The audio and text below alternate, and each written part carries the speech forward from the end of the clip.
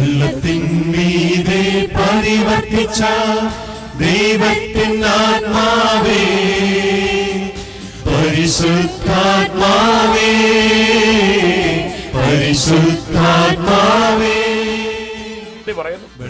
പ്രിയമുള്ളവരെ, ആ നിമിഷം തന്നെ രക്ഷയ്ക്ക് വേണ്ടി തന്റെ പ്രിയപുത്രൻ നൊന്തുനീറുന്ന സഹോദരങ്ങളുടെ വേദനയെ കർത്താവിൽ ആശ്രയിക്കുന്നവർ വീണ്ടും ശക്തി പ്രാപിക്കും. ഈ മിനിസ്ട്രിയിലെ പരിശുദ്ധാത്മാ അഭിഷേകം നടക്കുകയായിരുന്നു. അതിൽ ഇവിടെ കുറേ പേര് വന്നിട്ടുണ്ട്. അപ്പം അവരോടൊക്കെ നമ്മുടെ എക്സ്പീരിയൻസ് നമുക്ക് ചോദിച്ചറിയാം. നല്ല ധ്യാനമായിരുന്നു. ഇന്നൊരു ദിവസം ഞാൻ വന്നുള്ളൂ. പക്ഷേ ധ്യാനം കേട്ട് നല്ല ഉണർവുണ്ടായി. പരിശുദ്ധാത്മാവിൻ്റെ ഉറവ് കിട്ടി. എല്ലാം നല്ലതായിരുന്നു. നന്നായിട്ട് എൻജോയ് ചെയ്തു. പരിശുദ്ധാത്മാവിൻ്റെ നല്ല അഭിഷേകമായിരുന്നു. അഭിഷേകമുള്ള നല്ല ഇതായിരുന്നു, ധ്യാനമായിരുന്നു. നമുക്കിവിടെ വളരെ റയറേ കിട്ടത്തുള്ളൂ. അത് കിട്ടിയത് വളരെ നന്നായി. അത് എല്ലാവർക്കും ആത്മീയമായിട്ടുള്ള ഉണർവിനുള്ളതാണ്. അതുകൊണ്ട് നമുക്ക് എല്ലാ വർഷവും ഉണ്ട്. നല്ല നമുക്ക് ഫ്രീക്വൻ്റ് അത് റിപ്പീറ്റ് ചെയ്യണമെന്നാണ് എൻ്റെ സജഷൻ. ധ്യാനം നല്ലൊരു എക്സ്പീരിയൻസ് ആയിരുന്നു. 2 ദിവസം കൂടി ഉള്ളെങ്കിലും നല്ലതായിട്ട് നല്ലൊരു ആത്മവിശ്വാസം,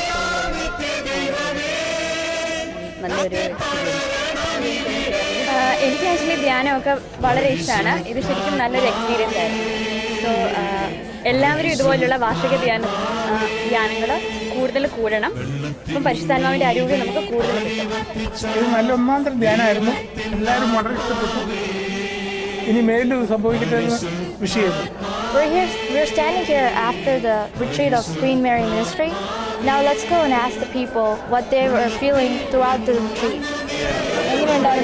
നല്ല ധ്യാനമാണ്. അച്ഛൻ്റെ പ്രത്യേകിച്ച് നല്ല ധ്യാനമായിരുന്നു. ഫാമിലി ലൈഫിനെ കുറിച്ച് ഒത്തിരി ഡൊമിനിക്കങ്ങൾ ഒത്തിരി ചെയ്തു. ധ്യാനത്തെ 3 ദിവസം കൂടിയായിരുന്നു. വളരെ ദൈവാത്മികവും വളരെ മൂർച്ചയേറിയ ദൈവ സന്ദേശങ്ങളാണ് മനസ്സിനെ പതിക്കുന്ന രീതിയിലുള്ള വളരെ ആധ്യാത്മികമായ സന്ദേശങ്ങളാണ് നമുക്ക് ലഭിച്ചിരിക്കുന്നത്.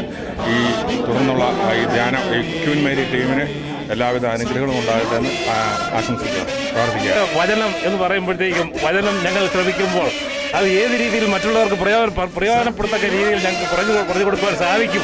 നമ്മുടെ നോയമ്പ് കാലത്ത് നമ്മുടെ ഇടവകയ്ക്ക് ഒരു പുതിയ ഉണർവ് കൊടുക്കാൻ കഴിഞ്ഞു. ദൈവത്തിൻ ആത്മാവേ, പരിശുദ്ധാത്മാവേ, പരിശുദ്ധാത്മാവേ, വെള്ളത്തിന്മീതെ പരിവർത്തിച്ച ദൈവത്തിൻ ആത്മാവേ, പരിശുദ്ധാത്മാ. ഈശോയിൽ ഏറ്റവും സ്നേഹം നിറഞ്ഞ മാതാപിതാക്കളെ, പ്രിയ സഹോദരീ സഹോദരന്മാരെ, വചനം മാംസമായി നമ്മുടെ ഇടയിൽ വസിച്ചു. അവൻ്റെ മഹത്വം നമ്മൾ ദർശിച്ചു. തൻ്റെ ഏകജാതനെ നൽകുവാൻ തക്കവിധം ലോകത്തെ അത്രമാത്രം സ്നേഹിച്ച ദൈവം കാലിത്തൊഴുത്തിലെ ഒരു മനുഷ്യ കുഞ്ഞായിട്ട് മാംസം ധരിച്ച് നമ്മിലൊരുവനായി. ശിശുവായി പിറന്ന ദൈവം ഈ തിരുവചന മണിക്കൂറിൽ ഈശോ നമ്മളെല്ലാവരെയും ക്ഷണിക്കുകയാണ്. നമ്മുടെ ആദിമ വിശുദ്ധിയിലേക്ക്, ആദിമ ചൈതന്യത്തിലേക്ക്, ശിശുസഹജമായ നിഷ്കളങ്കതയിലേക്ക് നമ്മളെ തമ്പുരാൻ വിളിക്കുന്നു. ഒരു നിമിഷം നമുക്ക് പ്രാർത്ഥിക്കാം. സ്നേഹസ്വരൂപനായ നല്ല ദൈവമേ, ഞങ്ങളുടെ ജീവിതത്തിലെ ആദിമ വിശുദ്ധിയിലേക്ക്, ആദിമ ചൈതന്യത്തിലേക്ക്, ഒരു കുഞ്ഞിൻ്റെ നിഷ്കളങ്കതയിലേക്ക് മടങ്ങിപ്പോകുവാനായിട്ട് ഇന്ന് ഞങ്ങളെ നീ ശക്തിപ്പെടുത്തണമേ. ഞങ്ങളുടെ മനസ്സിനെയും ഞങ്ങളുടെ ബുദ്ധിയെയും ഞങ്ങളുടെ ചിന്തകളെയും ഞങ്ങളുടെ ഉത്കണ്ഠകളെയും അങ്ങയുടെ തിരുമുമ്പിൽ ഞങ്ങൾ സമർപ്പിച്ച് പ്രാർത്ഥിക്കുന്നു. ഞങ്ങളായിരിക്കുന്ന അവസ്ഥയിൽ ഞങ്ങളെ മനസ്സിലാക്കുവാനും ഞങ്ങളെക്കുറിച്ചുള്ള നിൻ്റെ വലിയ പദ്ധതി എന്തെന്ന് അറിയുവാനും ആ വലിയ പദ്ധതിയുടെ മുമ്പിൽ ശിരസ് നമിക്കുവാനും ഞങ്ങളെ ശക്തിപ്പെടുത്തി അനുഗ്രഹിക്കണമേ. ഒരു കുഞ്ഞിൻ്റെ നിഷ്കളങ്കതയിലേക്ക് വളരുവാനും മാനസാന്തരത്തിലൂടെ നിന്നെ അറിയുവാനും ഞങ്ങളെ അനുഗ്രഹിക്കണമേ എന്ന് നമുക്ക് പ്രാർത്ഥിക്കാം. വിശുദ്ധ മത്തായിയുടെ സുവിശേഷത്തിൽ 18-ാമത്തെ അധ്യായത്തിൽ 2 ഭാഗങ്ങളിൽ ഈശോ ശിശുക്കളെക്കുറിച്ച് പ്രത്യേകമായിട്ട് പറയുന്നുണ്ട്. നമ്മൾ ആദ്യം കാണുന്നത് ശിഷ്യന്മാരുടെ ഇടയിൽ ഒരു തർക്കമുണ്ടായി. ആ തർക്കത്തിൻ്റെ കാരണം എന്താണെന്ന് ചോദിച്ചു കഴിഞ്ഞാൽ സ്വർഗരാജ്യത്തിലെ വലിയവൻ ആരാണ് എന്നതിനെക്കുറിച്ചാണ്. അപ്പോൾ യേശു ഒരു ശിശുവിനെ വിളിച്ച് അവരുടെ മധ്യേ നിർത്തിയിട്ട് ഈശോ അവരോട് പറയുകയാണ്, നിങ്ങൾ മാനസാന്തരപ്പെട്ട് ശിശുക്കളെ പോലെയാകുന്നില്ലെങ്കിൽ സ്വർഗരാജ്യത്തിൽ പ്രവേശിക്കുകയില്ല എന്ന്. എന്നിട്ട് ആ ശിശുവിനെ നോക്കിയിട്ട് ഈശോ പറയുക, ഈ ശിശുവിനെ പോലെ സ്വയം ചെറുതാകുന്നവനാണ് സ്വർഗരാജ്യത്തിലെ ഏറ്റവും വലിയവനെന്ന്. വീണ്ടും നമ്മൾ 13-ാമത്തെ തിരുവചനത്തിൽ നമ്മൾ കാണുന്നുണ്ട്, ശിശുക്കളെ ഈശോ അനുഗ്രഹിക്കുകയാണ്. അപ്പോൾ യേശു കൈകൾ വെച്ച് പ്രാർത്ഥിക്കുന്നതിന് വേണ്ടി ശിശുക്കളെ അവൻ്റെ അടുത്ത് കൊണ്ടുവന്നു. അപ്പോൾ ശിഷ്യന്മാർ അവരെ ശകാരിക്കുകയാണ്. പക്ഷേ ഈശോ പറയുക, അവരെൻ്റെ അടുത്ത് വരിക നിങ്ങൾ അനുവദിക്കുവിൻ, നിങ്ങൾ അവരെ തടയേണ്ട, കാരണം സ്വർഗരാജ്യം എന്ന് പറയുന്നത് ഈ കുഞ്ഞുങ്ങളെ പോലെയുള്ളവരുടേതാണെന്നാണ് ഈശോ പറയുന്നത്. പ്രിയമുള്ളവരെ, ഒരു കുഞ്ഞിൻ്റെ നിഷ്കളങ്കതയിലേക്കുള്ള യാത്രയാണ് നമ്മളുടെ ജീവിതത്തിലെ ദൈവത്തിങ്കിലേക്കുള്ള യാത്ര എന്ന് പറയുന്നത്. സ്വയം ചെറുതാകാനുള്ളൊരു മനസ്സും തുറവിയുള്ള ഒരു ഹൃദയവും കാപട്യമില്ലാത്ത ഒരു ചിത്തവും നമുക്കുണ്ടെങ്കിൽ ദൈവത്തെ കൂടുതൽ സ്നേഹിക്കാനും ദൈവത്തെ കൂടുതൽ അറിയാനും നമുക്ക് സാധിക്കത്തില്ലേ? വൈലോപ്പള്ളി ശ്രീധരമേനോൻ്റെ മാമ്പഴം എന്ന് പറയുന്ന കവിതയിൽ അദ്ദേഹം ഇങ്ങനെ പറയുന്നുണ്ടല്ലോ, വാക്കുകൾ കൂട്ടിച്ചേർക്കാൻ വയ്യാത്ത കിടാങ്ങളെ ദീർഘദർശനം ചെയ്യും ദൈവജ്ഞരല്ലോ നിങ്ങൾ. വാക്കുകൾ കൂട്ടിച്ചേർക്കാൻ വയ്യാത്ത കിടാങ്ങളെ ദീർഘദർശനം ചെയ്യും ദൈവജ്ഞരല്ലോ നിങ്ങൾ. കുഞ്ഞുങ്ങളെ ദൈവജ്ഞരായിട്ട് കാണുകയാണ്.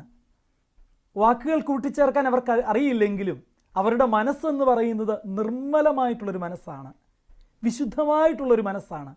കാപട്യമില്ലാത്ത നിഷ്കളങ്കതയുടെ ഉടമസ്ഥരാണ് കുഞ്ഞുങ്ങൾ. പ്രിയമുള്ളവരെ, ഈ കുഞ്ഞുങ്ങളെ സ്നേഹിക്കാനായിട്ട്, ഒരു കുഞ്ഞിൻ്റെ ചൈതന്യം ഉൾക്കൊള്ളാൻ വേണ്ടി ദൈവം ഇന്ന് നമ്മളെ വിളിക്കുകയാണ്. കുഞ്ഞുങ്ങളെ സ്നേഹിക്കുന്നത് ഒരു ജീവൻ്റെ സംസ്കാരമാണ്. കുഞ്ഞുങ്ങളെ ശല്യമായിട്ട് കണക്കാക്കപ്പെടുന്നത്, അല്ലെങ്കിൽ അത് നമ്മുടെ സുരക്ഷിതമായ സ്വസ്ഥമായ ജീവിതത്തിന് തടസ്സമാണ് കുഞ്ഞുങ്ങളെന്ന് വരുന്നിടത്ത് അതൊരു മരണസംസ്കാരമാണ് വളരുന്നത്. ഞാൻ നിങ്ങളുടെ മുമ്പിൽ ഒരു ചെറിയ കണക്ക് വയ്ക്കുകയാണ്. 2008 ജനുവരി മുതൽ ജൂൺ വരെയുള്ള ആദ്യത്തെ 6 മാസങ്ങളിൽ നമ്മുടെ കേരളത്തിൽ കൊല ചെയ്യപ്പെട്ട, അബോർഷന് വിധേയപ്പെട്ട കുഞ്ഞുങ്ങളുടെ എണ്ണം 3166 കുഞ്ഞുങ്ങളാണ്. അതിൽ തന്നെ ഈ കണക്കിൽ 3 മാസത്തിന് മേൽ പ്രായമുള്ളത് 226 മനുഷ്യ കുഞ്ഞുങ്ങൾ. അത് ആരോഗ്യവകുപ്പിൻ്റെ കണക്കനുസരിച്ചാണ്. നമുക്കറിയാം ഇതിലും എത്രയോ ഉപരിയാണ്, അല്ലെങ്കിൽ എത്രയോ കൂടുതലാണ് ഇതിൻ്റെ കണക്കെന്ന് നമുക്കറിയാവുന്നതാണ്. അതായത് ഈ കഴിഞ്ഞ 2008 ജൂൺ വരെ ഉള്ള കണക്കിൽ 635 കുഞ്ഞുങ്ങൾ 18 വയസ്സിൽ താഴെയുള്ള പെൺകുട്ടികൾക്ക് ഉണ്ടായ കുഞ്ഞുങ്ങൾ, അത് അബോർഷന് വിധേയമായ കുഞ്ഞുങ്ങൾ. കേരളത്തിലെ കണക്കെടുക്കുമ്പോൾ ഏതാണ്ട് കഴിഞ്ഞ 5 വർഷങ്ങൾക്കുള്ളിൽ നടന്ന ഭ്രൂണഹത്യയുടെ എണ്ണം എന്ന് പറയുന്നത് 100,000-ന് മുകളിൽ വരും. ദൈവ മാതൃത്വത്തിൻ്റെ മഹിമ തിരിച്ചറിഞ്ഞ പരിശുദ്ധ അമ്മ ഈശോയെ വളർത്തിയതെങ്ങനെയാണെന്ന് നമുക്കറിയാം. ഈശോ ഉദരത്തിൽ രൂപം കൊണ്ടപ്പോൾ മുതൽ ആ ജീവിതം അങ്ങേയറ്റം കാലിത്തൊഴുത്ത് മുതൽ കാൽവരി വരെ തൻ്റെ പൊന്നോമന പുത്രനെ സ്നേഹിച്ച് ലാളിച്ച് പരിപാലിച്ച് ഓമനിച്ച് വളർത്തുന്ന നല്ലൊരമ്മയെയാണ് നമ്മൾ പരിശുദ്ധ അമ്മയിൽ കാണുക. പരിശുദ്ധ അമ്മയുടെ ജീവിതത്തിലേക്ക് നമ്മൾ നോക്കുമ്പോൾ നമുക്കറിയാം എത്രമാത്രം ഈശോയെ സ്നേഹിക്കുന്നു, ഈശോയുടെ വരവിന് വേണ്ടി കാത്തിരിക്കുന്നു ആ അമ്മ. നസ്രസിലെ അനന്യകന്യകയായ പരിശുദ്ധ മറിയം എല്ലാ മാതാക്കൾക്കും ഒരു മാതൃകയാണ്. നമ്മുടെയൊക്കെ പത്രങ്ങളിൽ ഓരോ ദിവസവും നമ്മൾ എടുക്കുമ്പോൾ എത്രമാത്രം കണക്കുകളാണ് അബോർഷനുകളെക്കുറിച്ച്, കുഞ്ഞുങ്ങളെ വെറുതെ കൊല്ലപ്പെടുന്ന കഥകൾ. കഴിഞ്ഞ ഏതാനും നാളുകൾക്ക് മുമ്പ്, അതായത് ഈ 2010 മാർച്ച് 8-ാം തീയതി മലയാള മനോരമ ഒരു വാർത്ത വിട്ടിരുന്നു. അതായത് ദക്ഷിണ കൊറിയയിൽ നിന്നുള്ള ഒരു ന്യൂസ് ആയിരുന്നു അത്. ദക്ഷിണ കൊറിയയിലെ സോൾ എന്ന് പറയുന്ന സ്ഥലത്ത് 3 മാസം പ്രായമുള്ള സ്വന്തം മകളെ മറന്നിട്ട് ഒരു ദിവസം 12 മണിക്കൂർ ഇൻ്റർനെറ്റിൽ പോയി ലയിച്ചിരുന്ന ദമ്പതികളുടെ ഒരു കുഞ്ഞിൻ്റെ കഥയാണ്. ഒരു ദിവസം 12 മണിക്കൂർ ഇൻ്റർനെറ്റ് ഗെയിംസിൽ ഏർപ്പെട്ടതുകൊണ്ട് ഈ കുഞ്ഞിനെ ശ്രദ്ധിക്കാനോ അവർക്ക് സാധിച്ചില്ല. കുഞ്ഞ് വിശന്ന് മരിച്ചു എന്നാണ് പറഞ്ഞിരിക്കുന്നത്. കുഞ്ഞ് മരിക്കാനുള്ള കാരണം പറയുന്നത് പട്ടിണിയും നിർജ്ജലീകരണവുമാണ്. ശരീരത്തിലെ ജലാംശം നഷ്ടപ്പെട്ട് കുഞ്ഞ് മരിച്ചു. ജോലി നഷ്ടപ്പെട്ടു പോയതിനു ശേഷം ഇവർ വീഡിയോ ഗെയിമുകൾക്ക് ഈ ദമ്പതിമാർ അടിമപ്പെട്ടു എന്നാണ് ന്യൂസ് കൊടുത്തിരുന്നത്. പ്രിയമുള്ളവരെ, ഒരപ്പനും അമ്മയും തങ്ങളുടെ പ്രാഥമിക ഉത്തരവാദിത്വം മറക്കുമ്പോൾ മക്കളെക്കുറിച്ചുള്ള ഉത്തരവാദിത്തങ്ങൾ, ഒരു കുഞ്ഞിനെ വളർത്തിക്കൊണ്ടുവരാനുള്ള ഉത്തരവാദിത്വം മറക്കുമ്പോൾ നമ്മൾ ദൈവത്തിൻ്റെ കൽപ്പനകൾ നമ്മൾ പാലിക്കാതിരിക്കുകയാണ് ചെയ്യുന്നത്.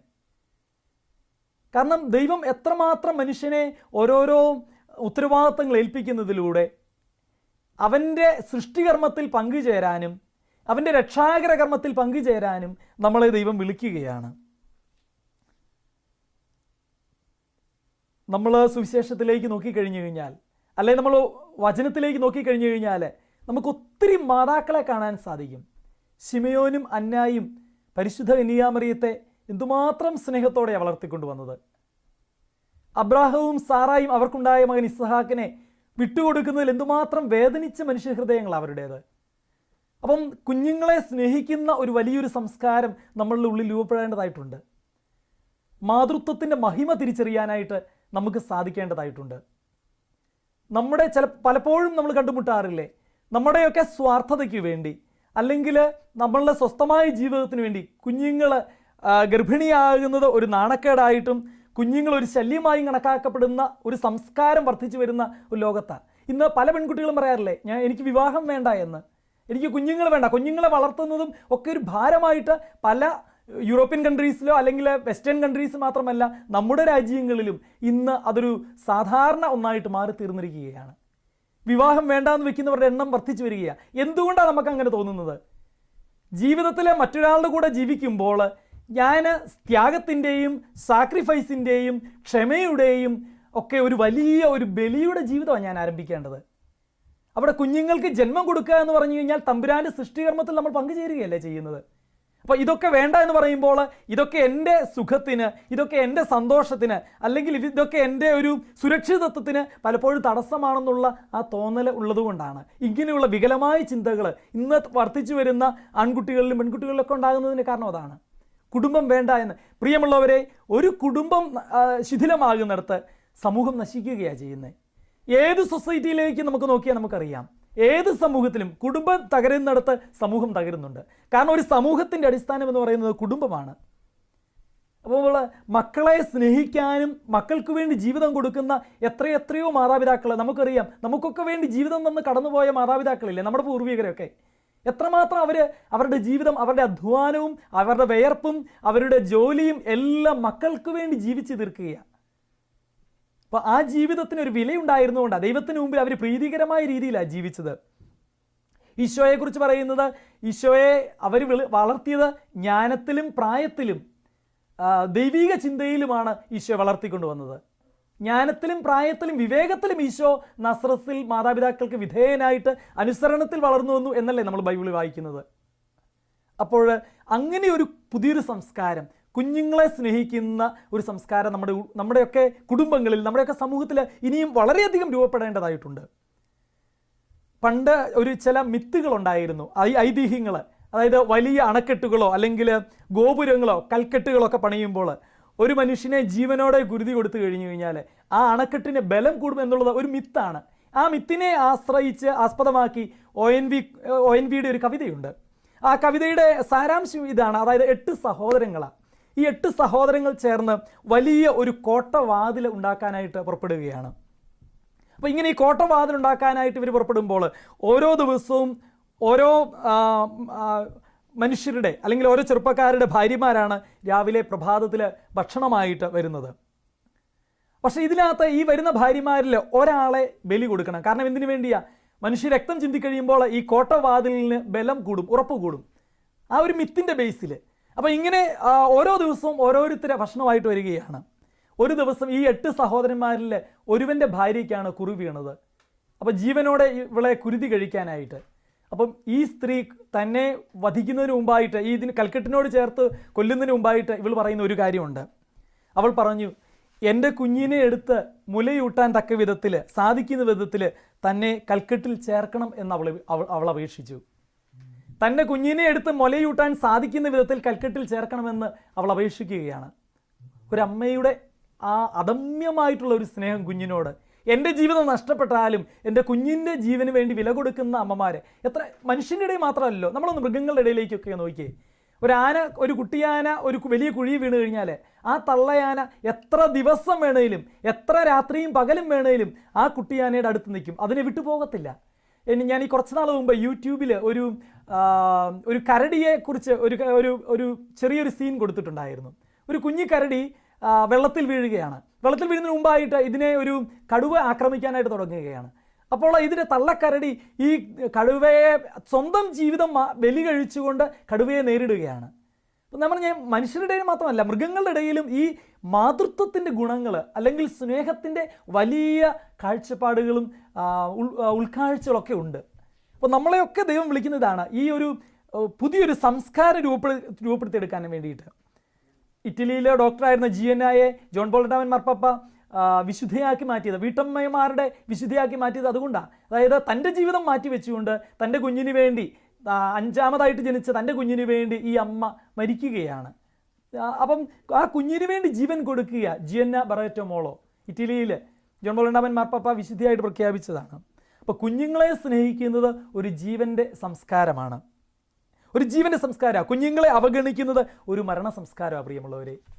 അപ്പം ആ കുഞ്ഞുങ്ങൾക്ക് വേണ്ടി ഒരു സ്ത്രീ നഷ്ടപ്പെടുത്തുന്ന അഴകും ആകാരവുമാണ് മാതൃത്വം എന്ന് പറയുന്നത്. കുഞ്ഞുങ്ങൾക്ക് വേണ്ടി ഒരു സ്ത്രീ നഷ്ടപ്പെടുത്തുന്ന അഴകും ആകാരവുമാണ് മാതൃത്വം എന്ന് പറയുന്നത്. അപ്പോൾ പണ്ടൊക്കെ നമുക്കറിയത്തില്ലേ, സിസ്റ്റേഴ്സിനെയൊക്കെ, നമ്മുടെ നാട്ടിലുള്ള സിസ്റ്റേഴ്സിനെയൊക്കെ അമ്മമാരെന്നാണ് വിളിച്ചിരുന്നത്. അവരുടെ പേരോട് ചേർത്ത് അമ്മ എന്ന് കൂട്ടിച്ചേർക്കുമായിരുന്നു. മദർ തെരേസ എല്ലാവരും അമ്മയെന്നാണ് വിളിക്കുന്നത്. ശാരീരികമായിട്ട്, ഫിസിക്കലായിട്ട് ഒരു കുഞ്ഞിനും മദർ തെരേസ ജന്മം കൊടുത്തിട്ടില്ല, പക്ഷേ മാതൃത്വത്തിൻ്റെ ഗുണങ്ങൾ അമ്മയിലുണ്ടായിരുന്നു. ഇന്ന് എല്ലാവർക്കും അമ്മയാകാനല്ല, ചേച്ചിമാരാകാനാണ് ഇഷ്ടം. കാരണം ചേച്ചിയായി കഴിഞ്ഞു കഴിഞ്ഞാൽ മൊത്തം കൊടുക്കേണ്ട ആവശ്യമില്ല. കാരണം കുറച്ച് അവൾ തനിക്കായിട്ട് സൂക്ഷിച്ചു വെക്കും. അതായത് എല്ലാം കൊടുക്കത്തില്ല ചേച്ചിമാർ. അമ്മയാണെങ്കിൽ ഒന്നും തനിക്കായി സൂക്ഷിച്ചും ശേഖരിച്ചും വെക്കാതെ ഉള്ളത് മുഴുവൻ നൽകും. അതാണ് അമ്മമാരുടെ പ്രത്യേകത എന്ന് പറയുന്നത്. അപ്പോൾ കുഞ്ഞിനേക്കാൾ തൻ്റെ ആരോഗ്യവും തൻ്റെ സൗന്ദര്യവും തൻ്റെ സൗകര്യവും സുഖവും സുരക്ഷിതത്വവും ഒക്കെ വിലപ്പെട്ടതായിട്ട് കരുതുമ്പോൾ ഒരമ്മ ചേച്ചിയായിട്ട് മാറുകയാണ് ചെയ്യുന്നത്.